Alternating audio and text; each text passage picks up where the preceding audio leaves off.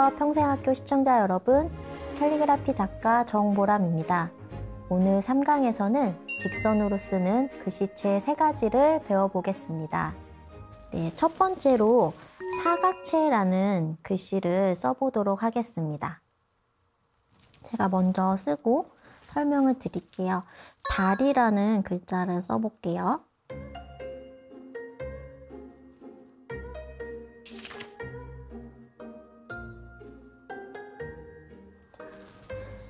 저희가 3강에 바로 글씨에 들어오긴 했지만 지금 획 연습의 연장이라고 생각해 주시는 게 좋아요. 그래서 자음, 모음 쓰실 때 획 연습할 때처럼 똑같이 이렇게 획을 그어주시면 좋겠습니다.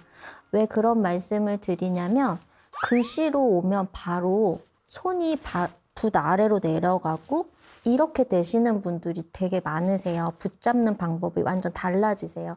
그러면서 팔을 내려놓게 되고 완전히 필기하듯이 이렇게 쓰시는 분들이 많기 때문에 저희는 글씨지만 글씨를 쓰는 게 아니라 획으로 글씨를 채워나가는 것이기 때문에 평소 쓰는 것보다 조금 천천히 쓰고 그 부분을 좀 기억을 해주시면 좋겠습니다.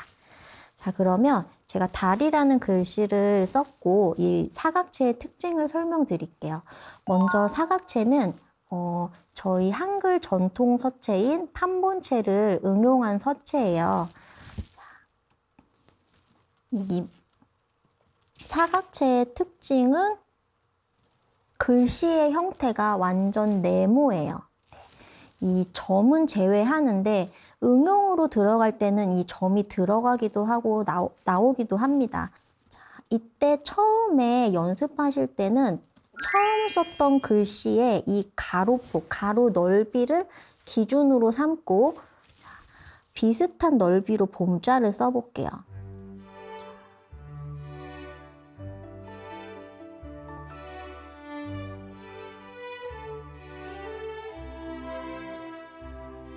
이 자음을 가로로 길게 하는 게 굉장히 어색하실 거예요. 글씨를 이렇게 넓적하게 써볼 일이 거의 없기 때문에 하지만 어느 정도 연습하시면 또 금방 적응되고 이 사각체 같은 경우는 특징을 또 금방 익히시고 또 응용도 잘 하시거든요.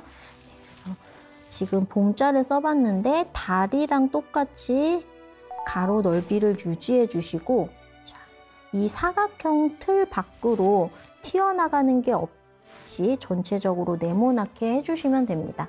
그리고 고자도 한번 써볼게요. 이것도 받침이 없기 때문에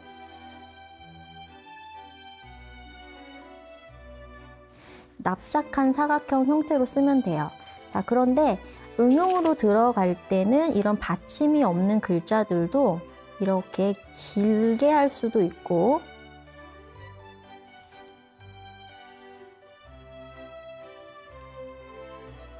짧게 할 수도 있다는 거를 알고 계시면 됩니다. 지금 저희가 배운 사각체도 판본체를 제가 응용해서 만든 글씨라고 말씀드렸잖아요. 그래서 사람들이 서예를 꼭 배워야 돼요? 라고 이렇게 물어보시는 분들이 많아요. 서예를 하는 것이 필수는 아니지만 전문적으로 캘리그라피를 하신다면 응용도가 높은 판본체는 배워보시면 좋을 것 같아요. 그리고 이 판본체의 사각 형태가 글씨체를 응용하기에 굉장히 쉬운 글꼴이기 때문에 또 그 부분을 기억해 주시면 좋겠습니다. 이번에는 귀염체를 배워볼 건데요. 귀염체는 초성자음을 크게 하고 뒤따라오는 모음과 받침 자음을 작게 해서 좀 머리가 큰 역삼각형 형태로 만드는 귀여운 글씨입니다. 그러면 저랑 같이 봄이라는 글자를 한번 써보도록 하겠습니다. 귀염체를 쓰실 때는 좀 거치넥이 많이 나지 않는 것이 좋아서 먹물을 조금 여유 있게 가져오시는 것이 좋고요.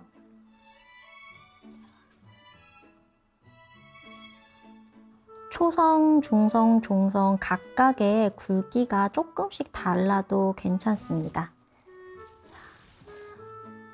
봄이라는 글자를 써봤는데 초성 자음의 폭보다 점점점 좁아지게 쓰시면 돼요. 이 자음이 주인공이기 때문에 자음보다 짧은 폭으로 모음을 쓰고 그거보다도 더 짧은 폭으로 받침 자음을 쓰면 됩니다. 그래서 전체적인 형태가 역삼각형이 되도록 해주시면 돼요. 예를 들면 약간 만화 영화 캐릭터 보면 머리가 되게 크잖아요. 그래서 되게 귀여운데 그런 형태로 만든 글씨라고 생각하시면 됩니다. 그러면 별이라는 글자도 한번 써볼게요.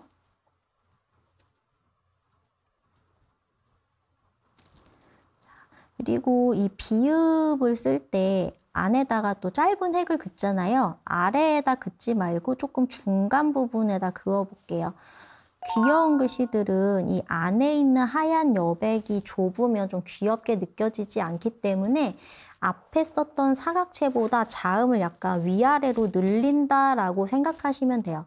사각체는 이 자음 안에 있는 공간이 완전 눌려버린 느낌이고 또 귀염체는 완전히 이렇게 늘려서 안에가 되게 여유롭다라고 생각하시면 될 것 같습니다. 계속 써볼 건데요. 여기서 이제 모음의 길이가 상당히 중요합니다. 모음의 길이가 이 자음보다 이 밑으로 내려가면 안 돼요. 굉장히 짧게 해주세요. 그러면 여기 사이에 이렇게 공간이 생기죠. 이 공간에다가 받침을 껴 넣으시면 됩니다. 자, 이런 식으로 해주시면 되고요. 응용으로 들어갔을 때는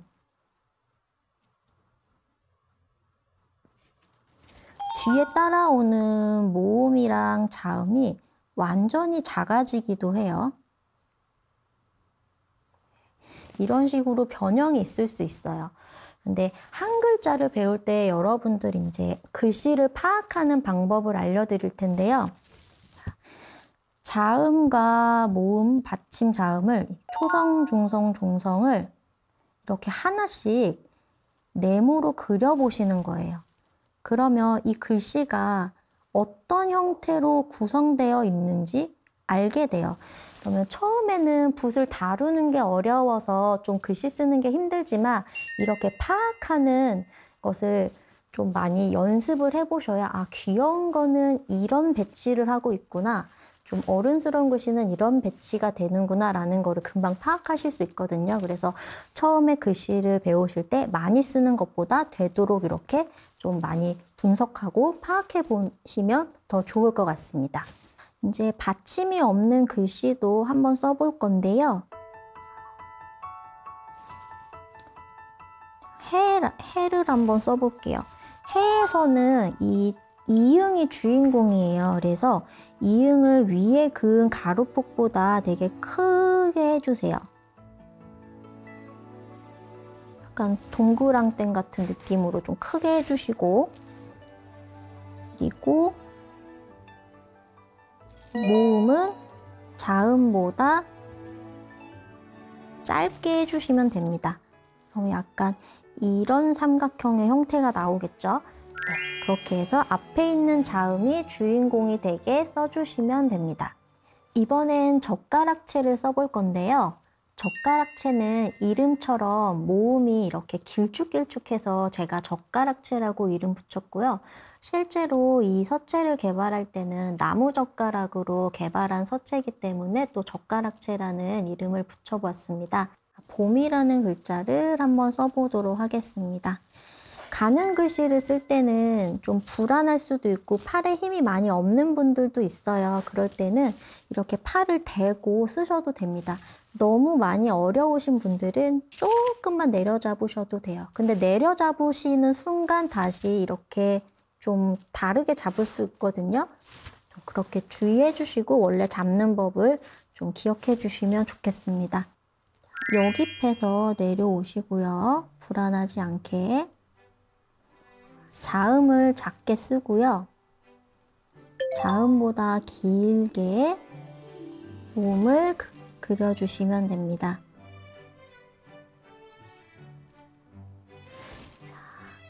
지금 보시면 자음의 한 3배 정도 되는 길이로 양옆으로 길게 모음이 뻗어 있죠.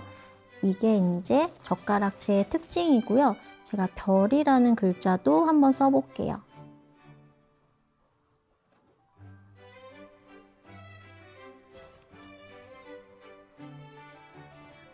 앞서 썼던 사각체랑 귀염체랑 다르게 이 여의 가로획이 긴 획으로 되어 있죠. 이 글씨에서는 최대한 단순하고 이음새가 없어 보이는 게 특징이에요. 근데 나중에 또 응용으로 갔을 때는 이렇게 모음에서 떨어지거나 점으로도 응용이 가능하십니다. 자, 그리고 이런 귀여운 글씨를 쓸 때는 좀 획이 마치 다 연결된 것처럼 좀 깔끔해 보여야 되거든요. 그래서 어떤 부분을 주의해야 하냐면 글씨를 너무 빨리 쓰시다 보면 이런 식으로 쓰게 돼요. 예를 들어서 이렇게까지 지저분하진 않겠지만 이렇게 획이 겹치면서 이렇게 삐죽삐죽 튀어나오게 돼요.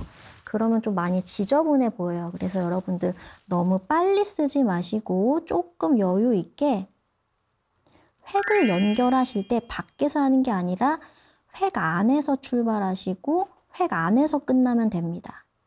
그러면 지저분한 부분이 없이 깔끔하게 마무리되니까 이렇게 조금 천천히 써주시면 돼요.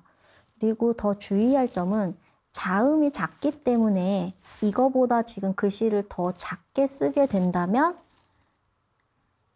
비읍이나 피읍 같은 거 쓸 때 이렇게 안이 막힐 수가 있어요. 동그라미도 그렇고 피읍 쓰실 때. 그런데 자음 안에 있는 이 하얀 공간들이 반드시 살아 있어야 돼요. 그래야 가독성이 떨어지지 않아요. 그래서 그 부분을 꼭 기억해 주시면 좋겠습니다. 선 연습할 때는 획이 되게 잘 되다가 글씨를 쓰면 바로 평소 펜 잡던 습관이 바로 나와서 획이 무너지는 경우가 많아요. 글씨를 쓴다라는 느낌보다 획으로 글씨를 채워나간다고 생각해 주시면 좋겠습니다. 오늘 수업은 여기까지고요. 다음 시간에는 오늘 3가지 배운 글씨체를 응용해서 짧은 문장을 써보도록 하겠습니다. 그럼 다음 시간에 다시 만나요. 감사합니다.